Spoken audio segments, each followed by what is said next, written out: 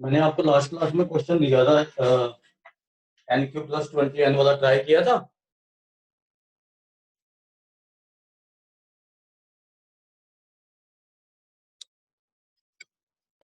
Yes sir. हुआ? Yes sir. हो गया था? Yes sir. कैसे किया था बता जरा। सर एक मिनट कॉपी लेकर आ गया हूँ। हाँ हाँ ले आओ।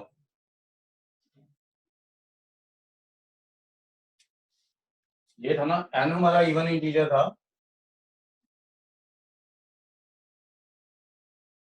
इवन नेचुरल नंबर भी कर सकते हैं हम ये प्रूव करना कि इट इज डिविजिबल बाय 48। तो अभी देखते हैं उसने कैसे किया, फिर आगे प्रोसीड करते हैं।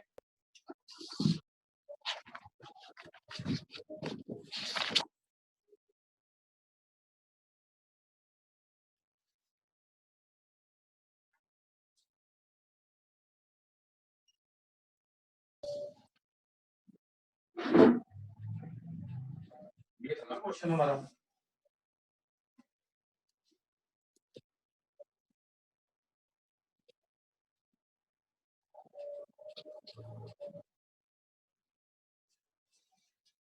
तो हमने n को 2 क्यों ले लिया मान लो पहले, इवन नेचुरल नंबर है ना, तो मैंने आपको बताया था कि any even number can be return in the form of 2 cube. तो यहाँ पे 2 क्यूब पुट कर दो दोनों में, तो ये चीज क्या बन जाएगी, 2 क्यूब का whole cube plus 20 into 2 cube. Question check करना यही था।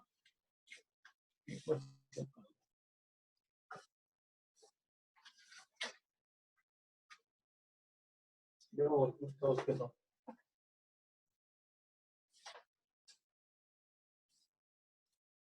क्वेश्चन देखो,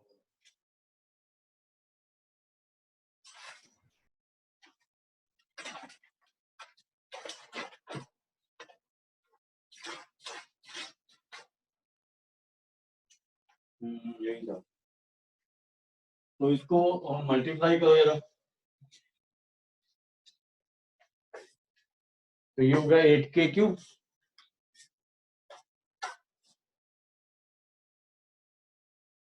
प्लस 40 क्यूब। ठीक है, इसमें से जो कॉमन आ रहा है वो कॉमन ले लो पहले। तो 8 के उसके कॉमन आ रहा है ना आपका, वो कॉमन ले लो, या 8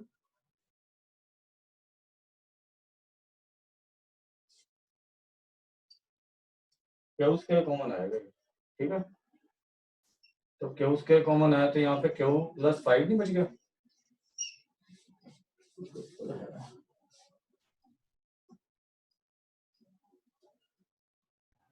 कॉमन क्यू स्क्वायर है, ये क्यू है। क्यू स्क्वायर ही आएगा।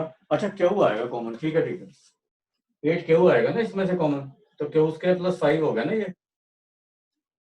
ठीक है, क्यू आएगा। आगे क्या किया भाई, ऐसे किया था।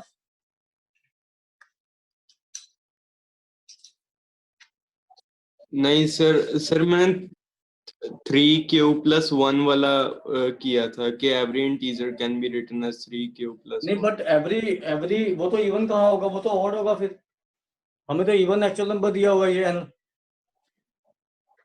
3q+1। अच्छा 3, लेकिन एवरी ऑड 3q+1 तो आपका ऑड हो जाएगा ना, ऑड भी तो हो सकता है, वो हमेशा इवन थोड़ी होएगा। 3 इंटू 4+1।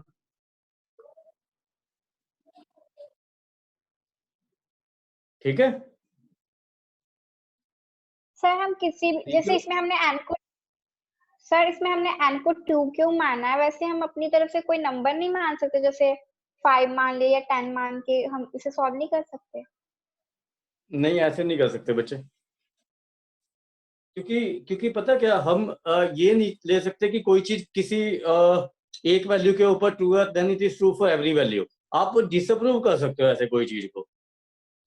ठीक है, कि अगर मैं कहता हूं कि ये इवन नेचुरल नंबर ये डिविजिबल बाय 48 है, और किसी इवन नेचुरल नंबर पे ये 40 किसी एक पे भी अगर डिविजिबल नहीं आता 48 से, तो आप लिख सकते हो कि this statement is not true. But एक नंबर से आप कभी प्रूव नहीं करते हो, ठीक है, क्योंकि हमें नहीं पता कि वो हमेशा ट्रू है या नहीं।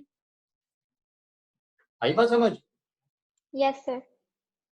हाँ, तो हमेशा हम ये नहीं लिख सकते हैं, एक नंबर के लिए नहीं कर सकते हैं, ठीक है, वो हमें प्रूफ जनरलाइज करना पड़ता है।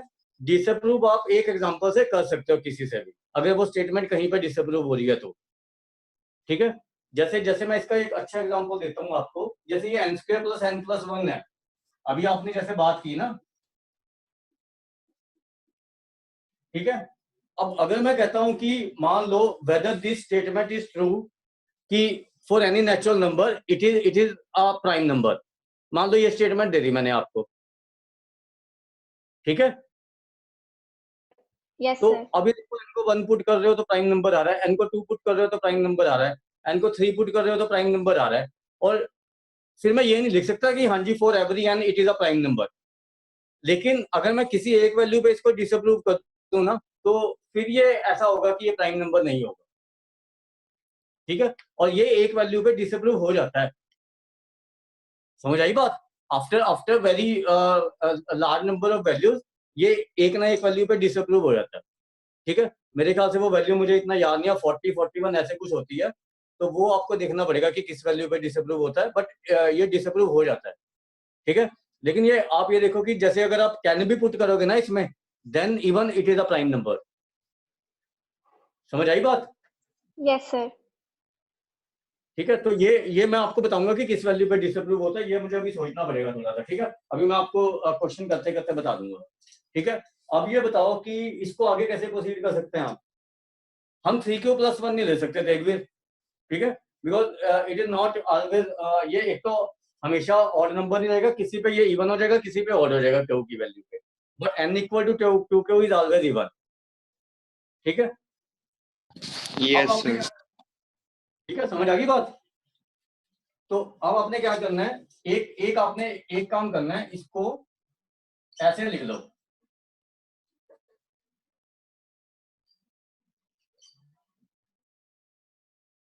ये 6 हो जाएगा ना, फिर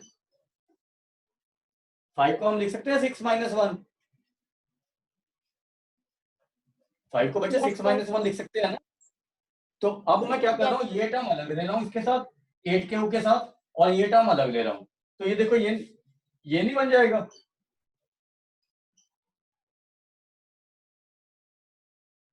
तो थोड़ा सा मैंने आपको बताया भी था कि it is not an easy question, ठीक है, तो ये आसान क्वेश्चन नहीं है, तो ये लाइक आपका आरएमओ टाइप का क्वेश्चन है ये, ठीक है। ये बन गया, ये समझ आ गया सबको?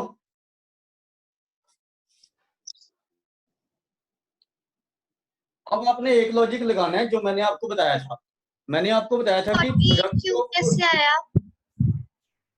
40 48Q कैसे आया 6 की जगह पे? ये 8 को 6 से भी तो मल्टीप्लाई होगा ना, ये 8 के इससे भी मल्टीप्लाई होगा, इससे भी मल्टीप्लाई होगा, ओके सर। ठीक है, समझ आ गई ना। अब ये देखो, ये जो है ना 3, ये वाली प्रोडक्ट, ये इसको ऑब्जर्व करो, ये जो है ये 3 कॉन्जिक्यूटिव नेचुरल नंबर है, Q -1 Q + 1, मतलब ये इस ऑर्डर में है, Q - 1 लोगे, फिर इसमें एक ऐड करोगे तो Q आ जाएगा, फिर इसमें एक ऐड करोगे तो Q + 1 आ जाएगा, तो ये कॉन्जिक्यूटिव नहीं है 3। Yes sir. Q - 1 Q and Q + 1 are 3 consecutive natural number or not? Yes sir. तो मैंने आपको बताया था कि product of n consecutive natural number is divisible by product of first n natural number, ये मैंने आपको बताया था, ये प्रॉपर्टी इंपॉर्टेंट है, ध्यान रखना ये डिविजिबिलिटी में, product of n consecutive natural number is divisible by product of first n natural number,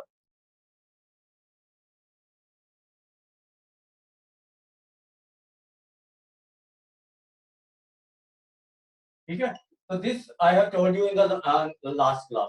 तो यही प्रॉपर्टी लगाएंगे, ये product of 3 consecutive natural number है, तो it should be divisible by product of first 3 natural number. ठीक है, तो ये जो है ना, it is divisible by product of first 3 natural numbers. तो product of first 3 natural number क्या होगा? 6, 1 2 3। तो it is divisible by 6 for any q natural number. ठीक है, कोई भी क्यू आप नेचुरल नंबर लोगे तो ये Q-1 Q+1 का प्रोडक्ट 6 से डिविजिबल आएगा ही आएगा। ठीक है, तो इसको हम लिख सकते हैं 8 × 6m, where m is any natural number, plus 48 q. तो 48 कॉमन ही आ गया इनमें से, m + q, तो दिस इज डिविजिबल बाय 48। इसको लिख लो और फिर आज हम आगे टॉपिक शुरू करते हैं। ठीक है, 1-2 एक्सरसाइज आज खत्म कर देंगे इसकी, आसान आसान सी है।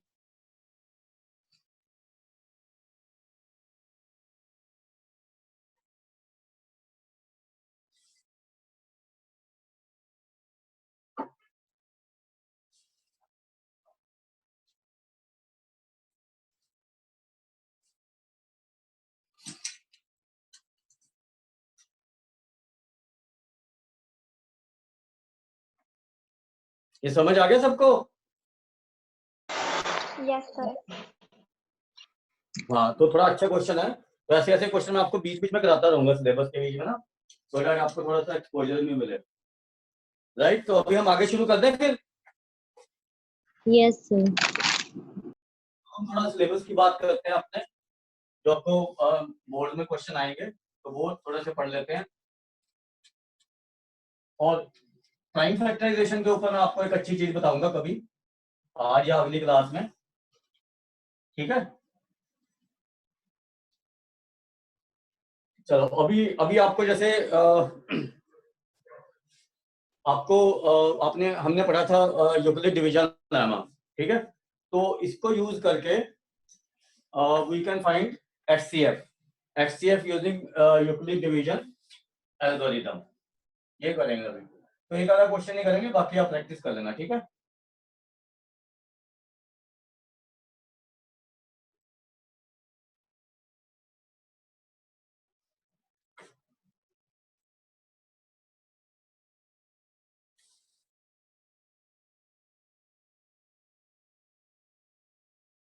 तो एक क्वेश्चन मैं आपको करा देता हूँ कोई भी। ठीक है, तो जैसे मान लो,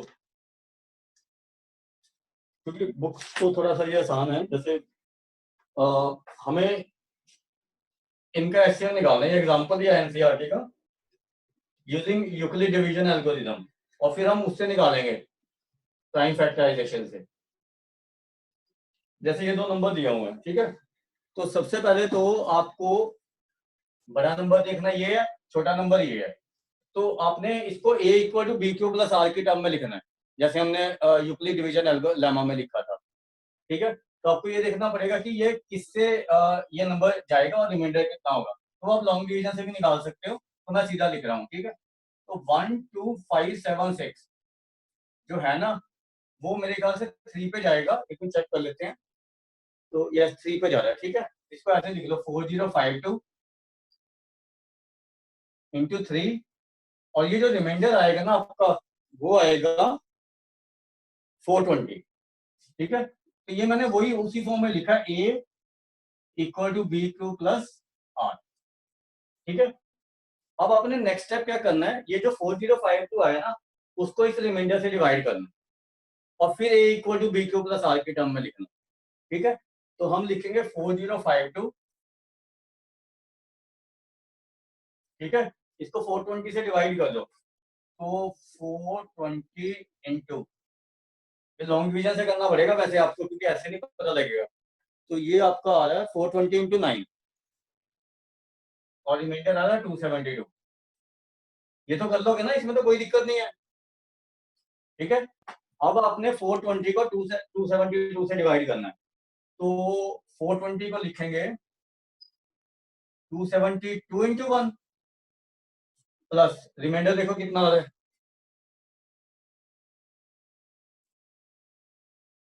148, ठीक है। अब 272 को 148 से डिवाइड करो, तो 148 भी 1 से ही जाएगा ये भी, ठीक है। तो ये कितना आ रहा है 124। ऐसे डिवाइड करते हैं ना आपने, जब तक ये चीज 0 नहीं आ जाती। तो 148 को 124 से डिवाइड करो, 24 बचा। अब 124 को 24 से डिवाइड करो, 5 से जाएगा, प्लस 4 बचा ना। अब 24 को 24 से डिवाइड करो और 4 से डिवाइड करो, तो इसको लिख सकते हैं 6 × 4।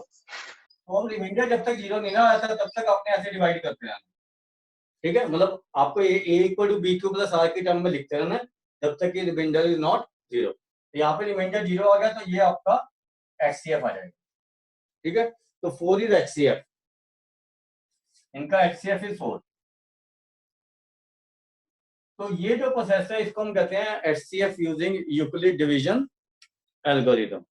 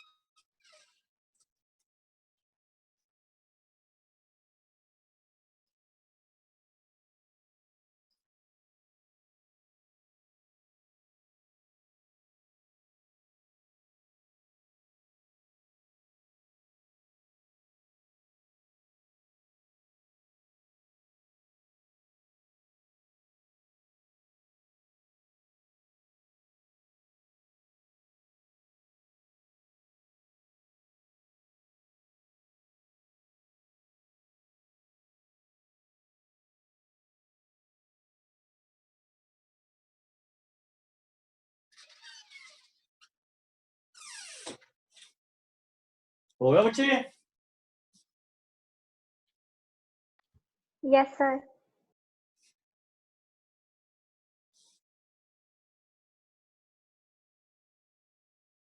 उसके बाद अभी हम करेंगे fundamental theorem of arithmetic.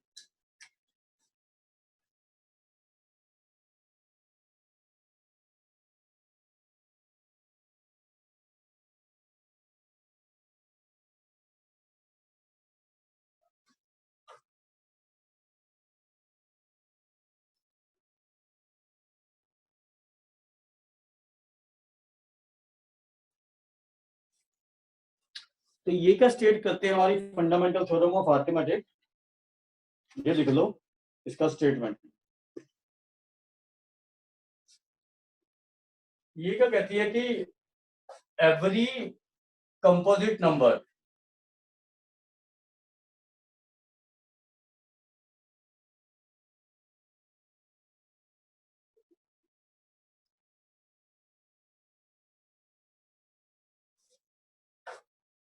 can be factorized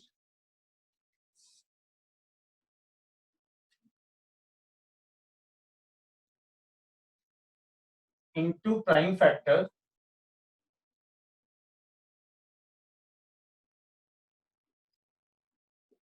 और ये जो प्राइम फैक्टराइजेशन है ना, this prime factorisation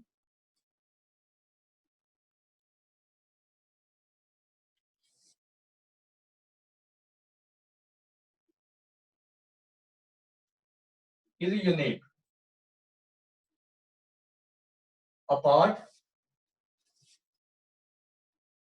from order of prime factor।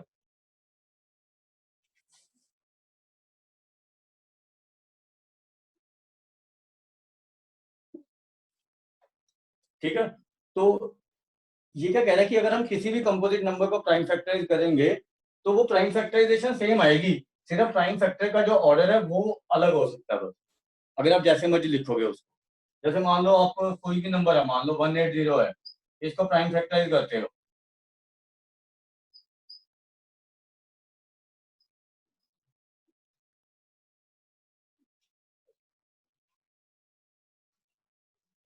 ठीक है, तो हम इसको ऐसे लिख सकते हैं 2 इंटू 2 इंटू 3 इंटू 3 इंटू 5।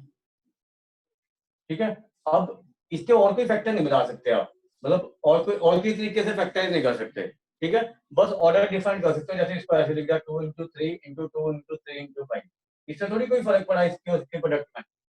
ठीक है, तो ये आएगा तो 180। तो this prime factorisation is unique apart from the order of the prime factors. तो ये कहने की कोशिश कर रही है। ठीक है, पावर्स में जैसे 2 की पावर 2 इंक्रीजिंग पावर में लिख देते हैं 3 की पावर 2 इंटू 5। तो ऐसे भी लिख सकते हैं इस प्राइम फैक्टराइजेशन।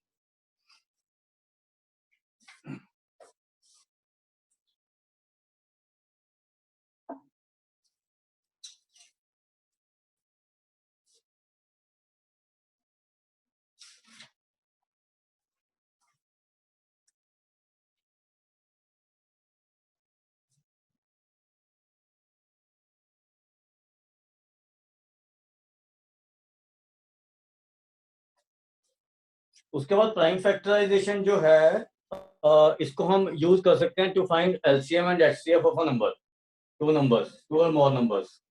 ठीक है, तो कोई एक एग्जांपल देख लो, एक एग्जांपल कर लेते हैं कोई भी, ताकि आपको थोड़ा पता लग जाए। आपने पहले भी किए होंगे वैसे तो एक दो एग्जांपल मैं आपको करवा देता हूँ।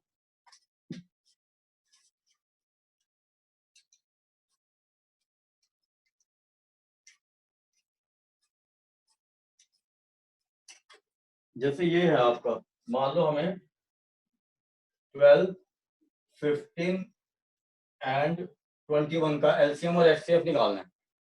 ठीक है, यूजिंग प्राइम फैक्टराइजेशन। तो 12 को प्राइम फैक्टराइज कर लो 2 की पावर 2 इंटू 3।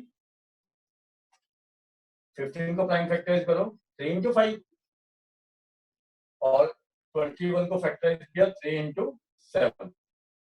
तो जब आपने एलसीएम निकालना है ना, तो जो भी किसी प्राइम फैक्टर का सबसे बड़ा पावर अकर हो रहा है ना इन सब में, वो लेना है। जैसे यहाँ पे 2 की पावर 2 है और कहीं पे नहीं है, तो 2 की पावर 2 लेंगे एलसीएम में। ठीक है, 3 की पावर हाईएस्ट 1 आ रही है तो 3 ले लो, उसके बाद 5 की पावर भी हाईएस्ट 1 आ रही है और 7 की पावर भी हाईएस्ट 1 आ रही है, तो ये एलसीएम आ जाएगा नंबर का। और एचसीएफ में आपने सबसे लोएस्ट पावर लेनी है। तो जैसे 2 की पावर 2 यहाँ पे आ रहा है, जहां पे नहीं है उसको 2 की पावर 0 लेना है, तो उस पावर को नहीं लेना आपने। ठीक है, तो 2 के रेक में है और कहीं पे नहीं है तो उसको नहीं लेना। 3 सब में है ना, मतलब सब में कॉमन लेना है, जो चीज कॉमन है। तो 3 आ गया, और 5 भी इसमें नहीं है तो ये नहीं लेंगे, 7 भी नहीं लेंगे, तो एचसीएफ 3 आ जाएगा। मतलब आप इसको एचसीएफ को प्राइम फैक्टराइजेशन से भी निकाल सकते हो और यूक्लिड डिवीजन लेमा से भी निकाल सकते हो एचसीएफ। ठीक है, एक चीज और याद करनी है आपने कि ये रिलेशन इंपॉर्टेंट होता है कि for any two numbers, natural numbers,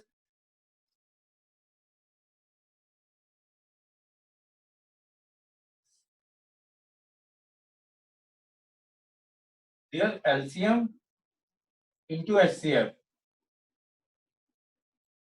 is equal to product of two numbers।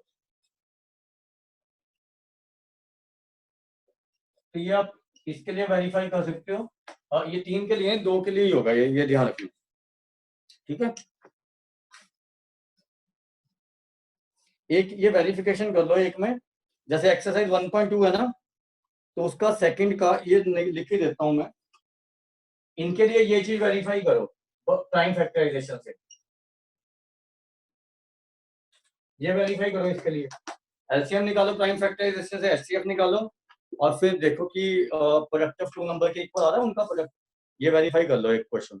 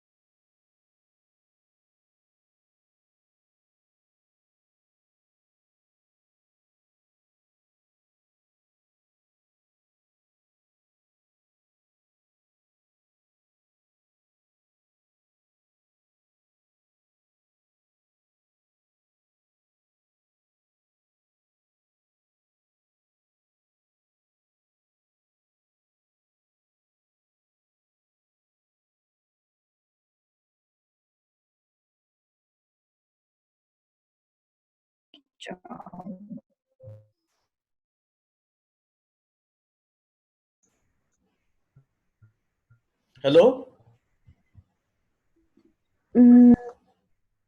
Hello Yes, sir. पहले आवाज नहीं आई थी बीच में? Yes sir. No sir. No. उसमें क्या प्रॉब्लम हो गई है? मैं अब लैपटॉप से यूज कर रहा हूँ तब आ रही है। एक मिनट, चलो इसी से करवाता हूँ फिर आपको। ये क्वेश्चन हो गया जो मैंने दिया था? Yes sir. चलो एक मिनट, उसमें तो नहीं आ रही। बीच में ना फोन आ गया।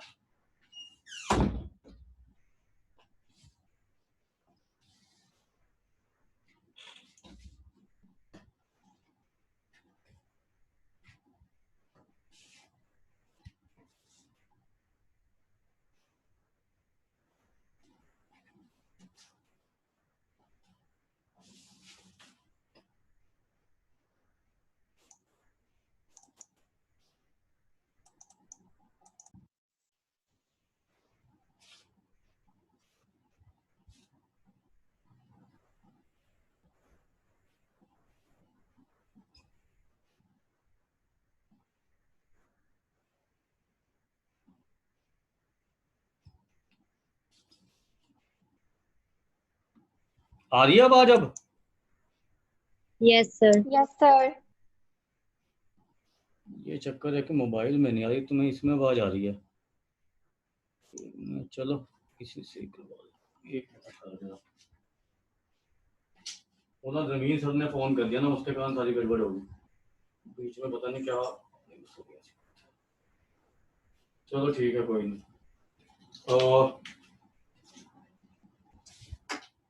चलो अभी हम आगे करते हैं थोड़ा सा, ठीक है? ये समझ आ गई ना? अब हम करेंगे irrational numbers.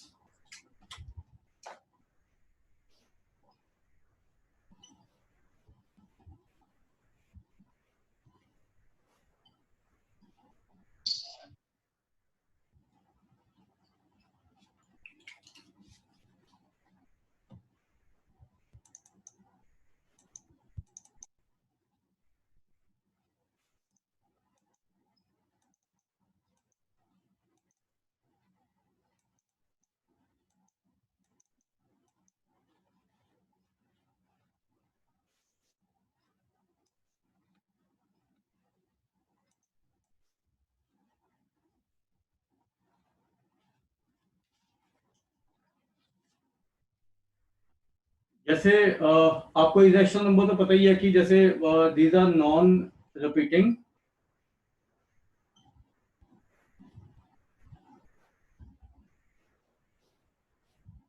neither repeating nor terminating decimals.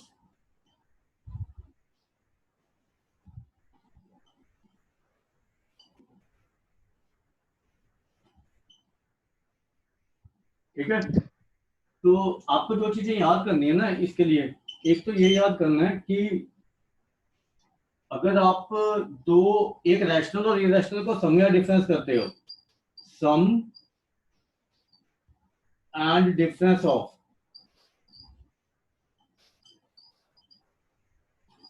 a rational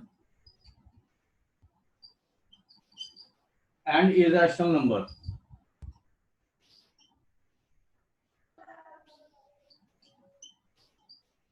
is always irrational.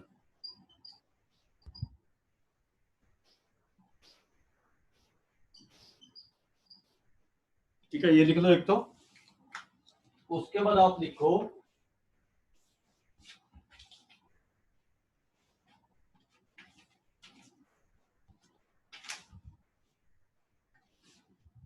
उसके बाद सेकंड पॉइंट बना लो, ये फर्स्ट पॉइंट लिख लो। उसके बाद सेकंड पॉइंट लिखो product and division of.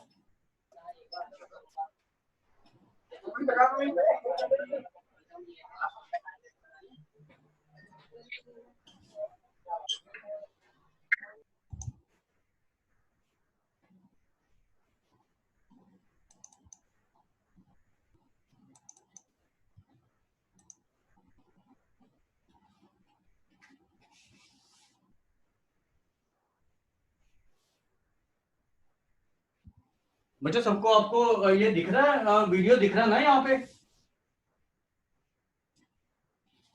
Yes sir. तो इसका मैसेज है, Yes, इसको ये कह रहा वीडियो नहीं दिख रहा।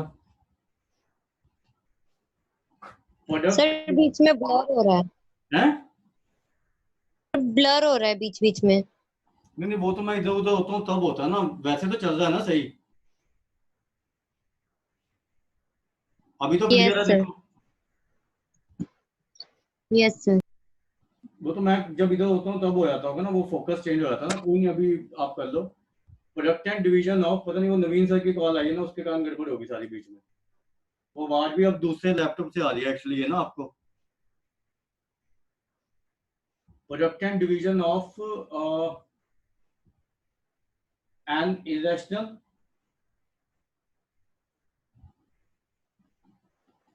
And a non zero rational number. Vikas sir, हाँ जी। विकास सर थोड़ा सा बड़ा लिखो, देखने में दिक्कत आ रही है, दिख नहीं रहा है प्रॉपर्ली, बड़ा छोटा छोटा दिख रहा है। हाँ अब दिखा।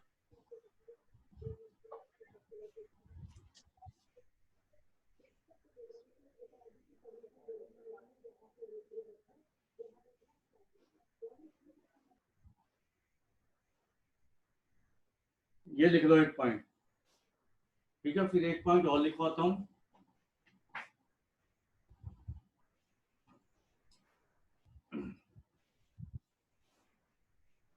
उसके बाद लिखो if a prime T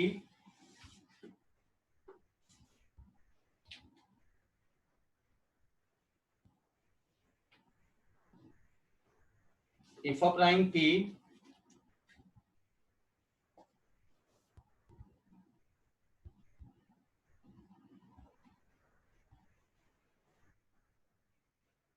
divides a square,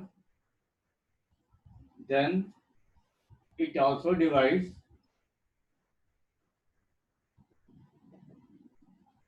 a।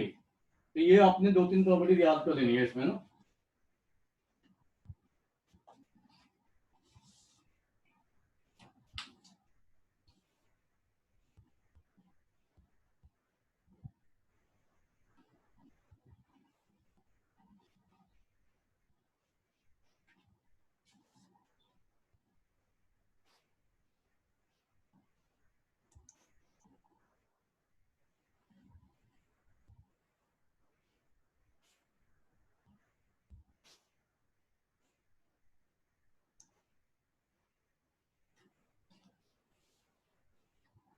अब जैसे इसमें आपको क्वेश्चन, काफी इंपॉर्टेंट क्वेश्चन आते हैं इसके ऊपर, ठीक है। जैसे आपने ये प्रूव करना है,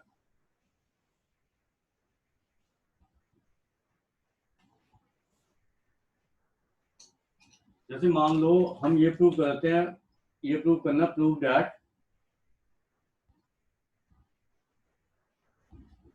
√2 सब blur है। क्या हो रहा है यार, अच्छी वाली क्लास चलती है हमारी।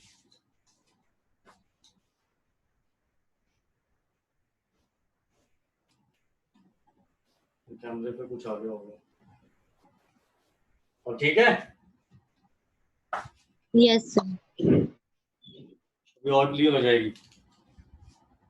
Prove that √2 is an irrational number.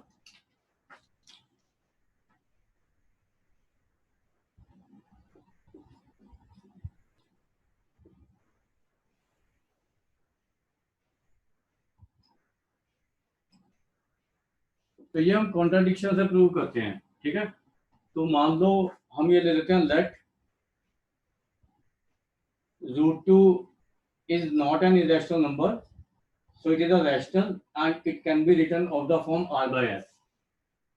अब मान लो r and s का भी कोई कॉमन फैक्टर है, ठीक है। Let r and s have common factor.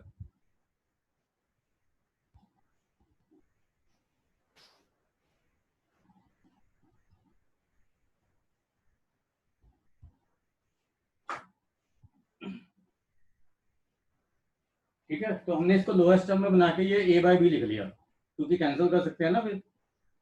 अब a एंड b का कोई भी 1 के अलावा कोई फैक्टर नहीं है, ठीक है। a एंड b हम ये एज्यूम कर रहे हैं कि a and b doesn't have any factor except one.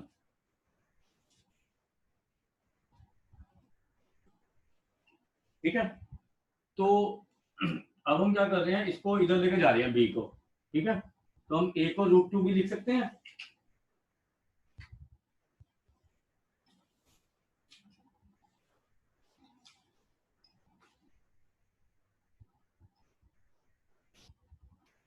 अब इसको स्केलिंग बोथ साइड कर दो, तो ए स्क्वायर आ जाएगा 2b स्क्वायर।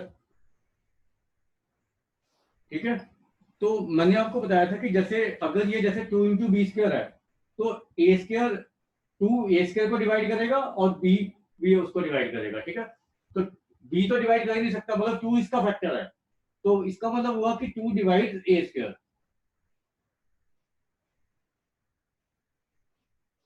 और अगर 2 ए को डिवाइड कर ए स्क्वायर को डिवाइड करेगा तो 2 विल डिवाइड ए आल्सो।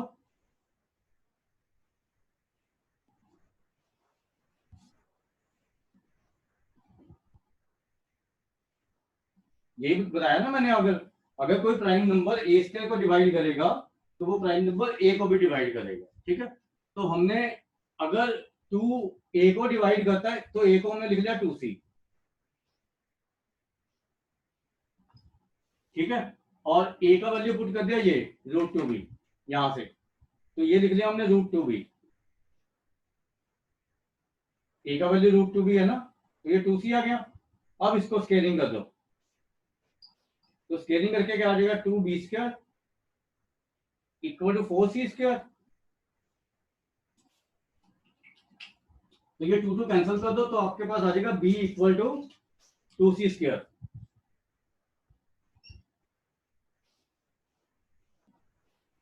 ठीक है, तो इसका मतलब हुआ कि 2 आल्सो डिवाइड्स b।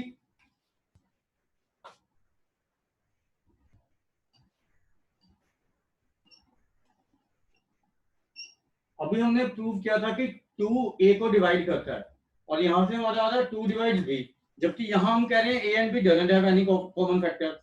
तो ये हमारी जो assumption है ये इसको कॉन्ट्राडिक्ट कर देता है। ये क्यों आ रहा है हमारा, ये कॉन्ट्राडिक्शन क्यों आ रही है, क्योंकि हमने अज्यूम किया कि √2 इज अ रैशनल नंबर, जबकि वो इरेशनल नंबर है। तो यहाँ पे हम ये लिखेंगे, तो 2 divides both a and B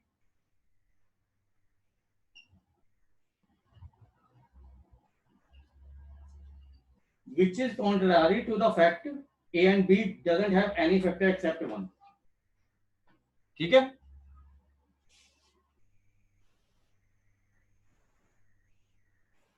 a and b doesn't have any factor except one, so our assumption is wrong and √2 is an irrational number।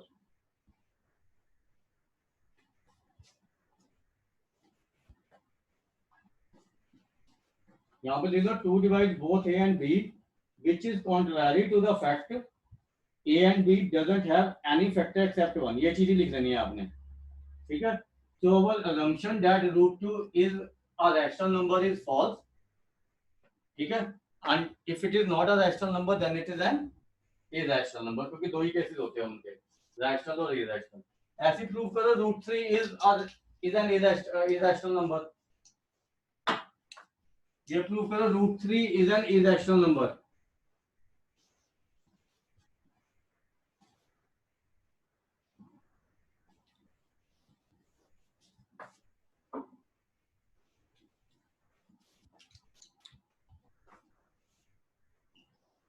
Same तरीके से होएगा, करके देखो, कोई प्रॉब्लम आती है तो मेरे से पूछ लो।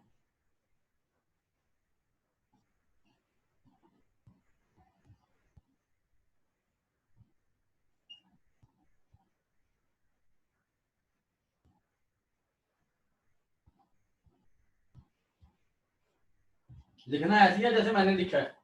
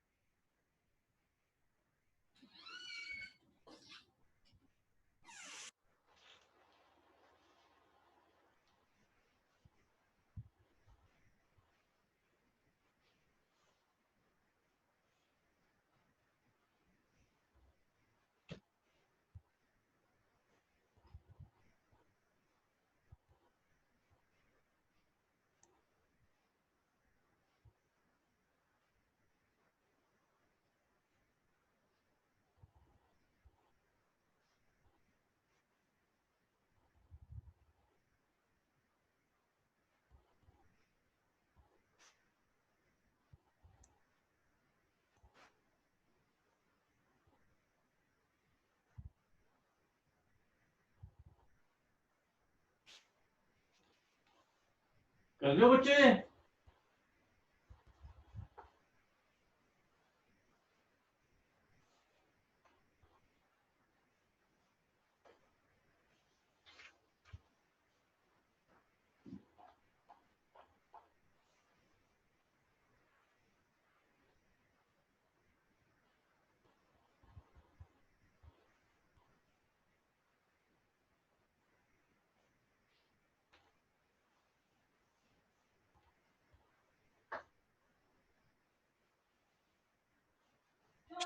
सर हो गया कंप्लीट।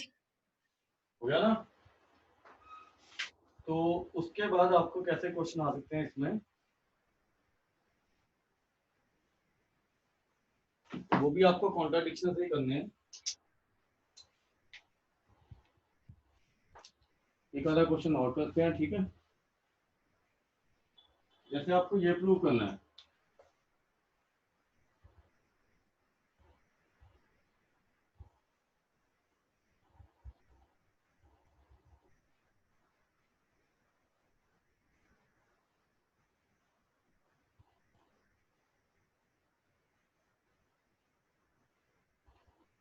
तो इसको भी हम वैसे लिखेंगे, कॉन्ट्राडिक्शन से ही करेंगे।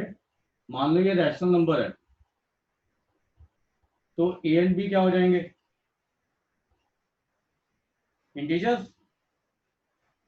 अगर रैशनल नंबर होता तो डिवीजन इनका इंटीजर होता है ना, तो इसको इधर ले और √3 को उधर ले जाओ। अब इसको स्केलिंग से नहीं करेंगे, इसको कॉन्ट्राडिक्शन से सिंपली कॉन्ट्राडिक्ट हो जाता है। ये √3 आ गया, तो इसका एलसीएम ले लो।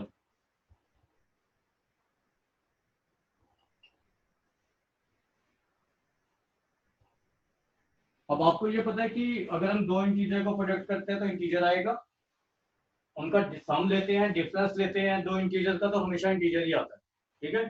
सम of any two integer is an integer, product of any two integer is an integer, difference of any two integer is an integer, ठीक है? तो if b is an integer,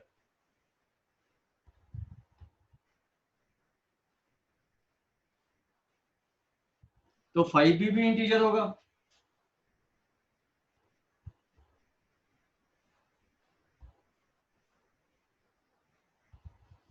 five भी इंटीजर है तो 5b minus ए भी integer होगा, क्योंकि ए भी इंटीजर है, ठीक है? और अगर 5b माइनस ए इंटीजर है, b तो इंटीजर है ही, तो दोनों का डिवीजन क्या होगा? Rational number.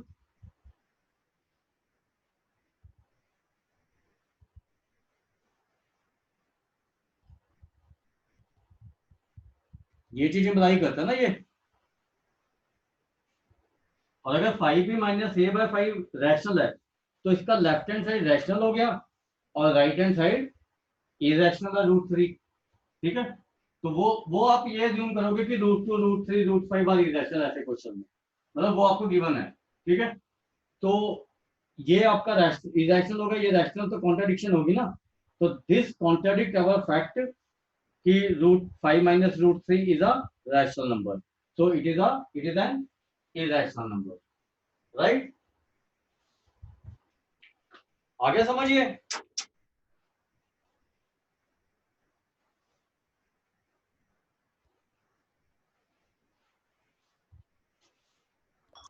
Sir product of two irrational number rational होता है? अच्छा, product of two irrational number दोनों हो सकते हैं। ये दो इरेशनल नंबर का कह रहे हो ना आप? दो इरेशनल का प्रोडक्ट इरेशनल भी हो सकता है, रैशनल भी हो सकता है। जैसे जैसे आप ये लो, आपने एक इरेशनल नंबर लिया 2 माइनस √3 और एक लिया 2 प्लस √3। अब इनका प्रोडक्ट क्या आ रहा है? 1, तो ये रैशनल आ गया, ठीक है?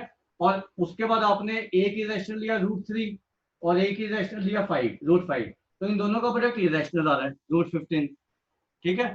तो जो आपका प्रोडक्ट होता है दो इरेशनल नंबर का, वो रैशनल भी हो सकता है, इरेशनल भी हो सकता है, लेकिन जो रैशनल का प्रोडक्ट होएगा वो हमेशा रैशनल रहेगा। आगे समझ बात? Yes sir. हाँ, तो ये आप ऐसे क्वेश्चन पूछा करो में से ना, तभी आपको मतलब आपके भी क्लियर होंगे फैक्ट्स, ठीक है? तो उसी से क्लियर होंगे जितना आप पूछोगे, राइट? जो भी कोई आपको डाउट होता है वो पूछ लिया करो। समझ आ गई बात? तो हम ये नहीं कह सकते कि sum of Yes, two sir. Irrational number is irrational, और sorry product of two irrational number is not irrational. ऐसी डिवीजन में होता है, division of two irrational number is not always irrational, वो रैशनल भी हो सकता है, इरेशनल भी हो सकता है, ठीक है। और हम प्रॉपर्टीज वही बताते हैं जो हमेशा ट्रू होती है, ठीक है। अब ये कभी फॉल्स हो जाए कभी ट्रू, तो वो मैं आपको कभी नहीं बताऊंगा, ठीक है। वो आप पूछोगे तब मैं बताऊंगा, जैसे आपने पूछा है, राइट। आया समझ बात? Yes, sir.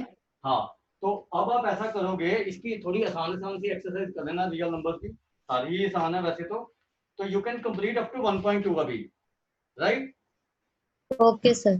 1.2 तक Okay, कंप्लीट sir. कर लेना, और नेक्स्ट क्लास के बाद आप पूरा कर लेना। और मैंने आपको एक पॉलिनोमियल की असाइनमेंट भेजी थी, वो कर रहे हो? Hello, Yes, sir. कर रहे हो ना? उसमें कोई डाउट आता तो वो मेरे से पूछ लेना, ठीक है। वैसे वो हो जाएंगे मेरे ख्याल से, जितना मैंने करवाया उसी से ही, बट कोई भी प्रॉब्लम आती है वो मेरे से पूछ लेना, और जैसे रियल नंबर खत्म होता है मैं उसका असाइनमेंट भेज दूंगा फिर आपको, ठीक है। चलो चलो ठीक है बच्चे।